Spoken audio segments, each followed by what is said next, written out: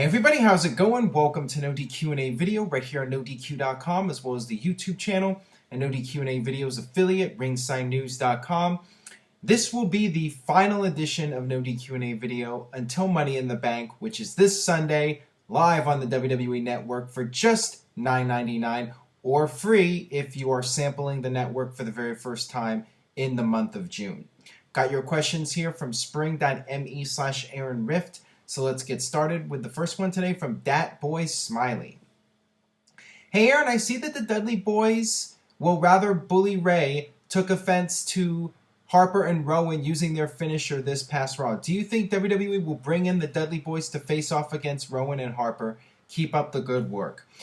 Well, from what I've heard, it was merely Bubba Ray Dudley trying to work his own angle and set something up. I'm sure that Bully Ray / Bubba Ray Dudley would love to get back in the mix in WWE, and I think it should happen. I think the Dudley Boyz should be brought back for one final run and then go into the Hall of Fame at next year's WrestleMania. At least that's how I would do it.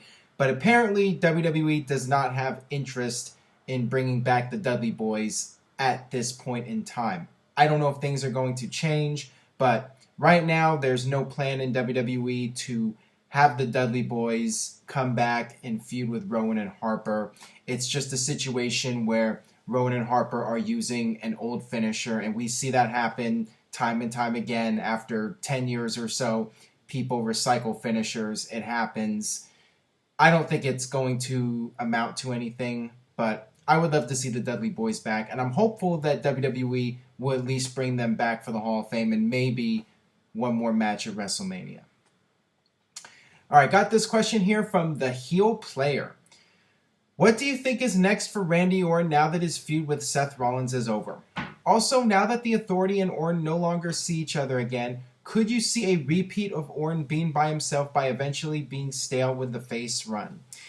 Well, looking at potential feuds for Randy Orton, I would definitely not go with Randy Orton versus John Cena again. Please, not another Cena versus Orton feud. Orton versus Ryback, not really a big fan of that.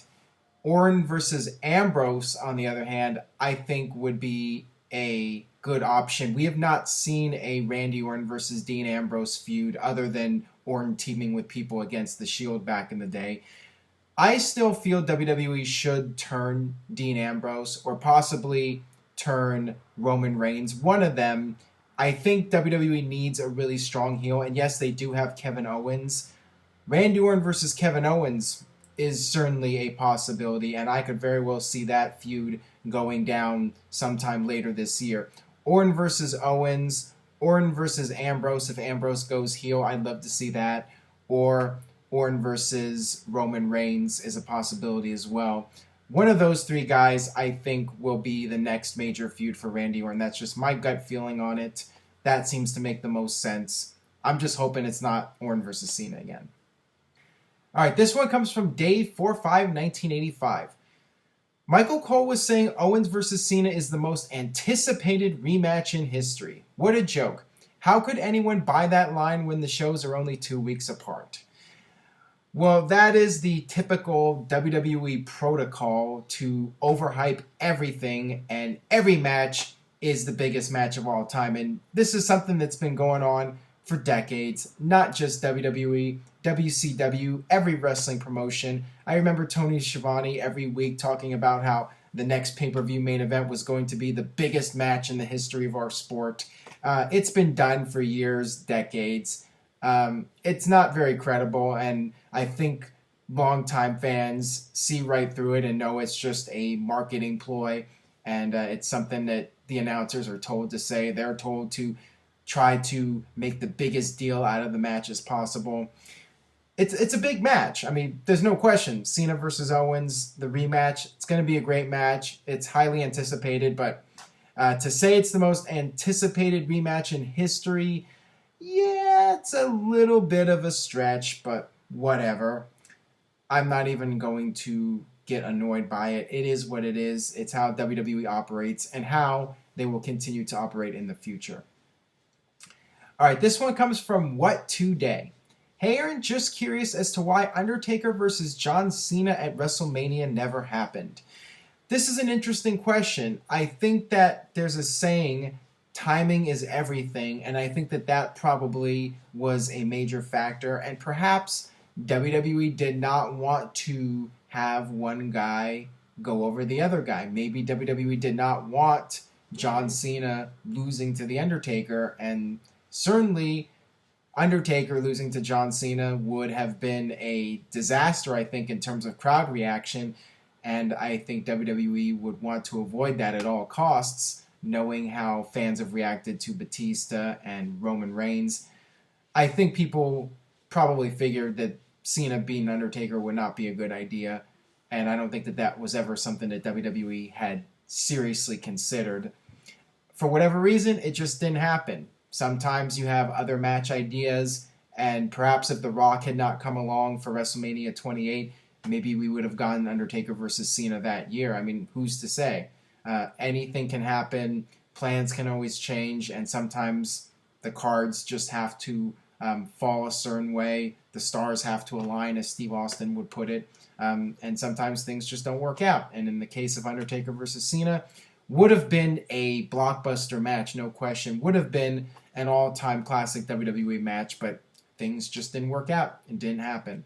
And at this point, I don't think it's going to happen, and I don't see the need for it to happen now with the Undertaker streak being over. I think it would have been a huge match, Undertaker's streak, Undertaker versus John Cena, and perhaps do a submission match with the streak on the line, and John Cena is a guy who never gives up. I mean, that would have been, I think, a huge match, one of the biggest possible matches WWE could have done, but just didn't work out.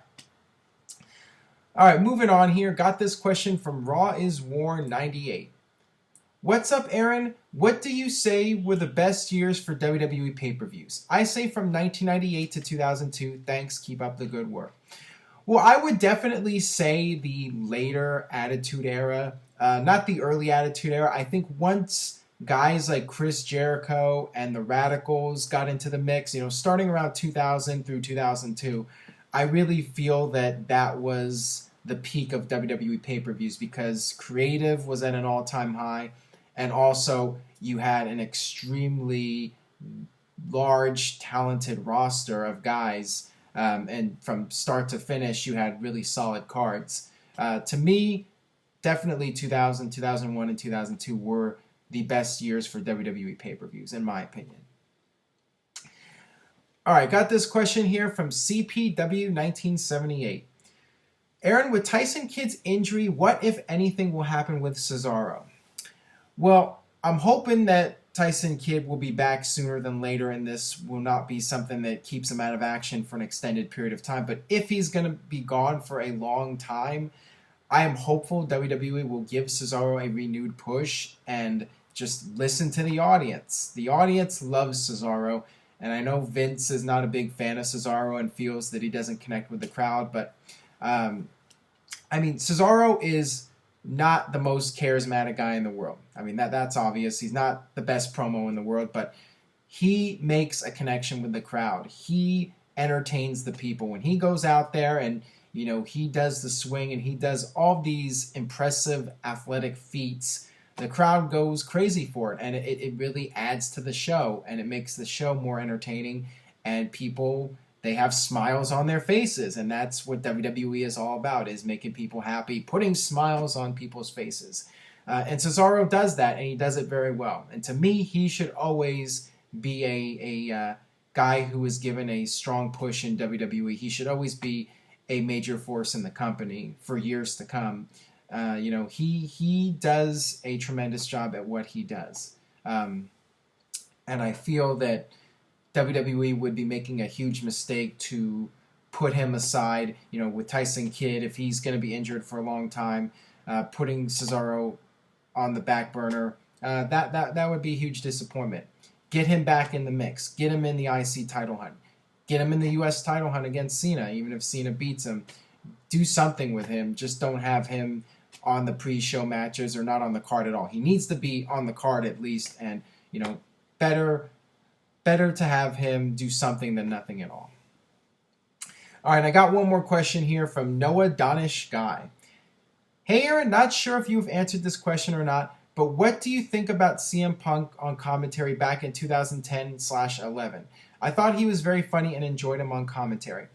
I agreed, and if things had not worked out for him in the wrestling, inside the wrestling ring as an active wrestler, he could have definitely been a decent color commentator. And to this day, I still like to reference the time that he spilled his diet soda. I referenced it on one of the videos I did with Jeff Meacham. He was really entertaining, and I'm sad in a way because he only did it for a few weeks. I think that he would have been a very welcomed addition to the announce team if he had chosen to do that. But of course, he ended up coming back and doing the new Nexus and dropping the pipe bomb, and that whole thing took off. But maybe one day, if CM Punk comes back and he doesn't want to wrestle, maybe he'll come back and do commentary. I would be all for that.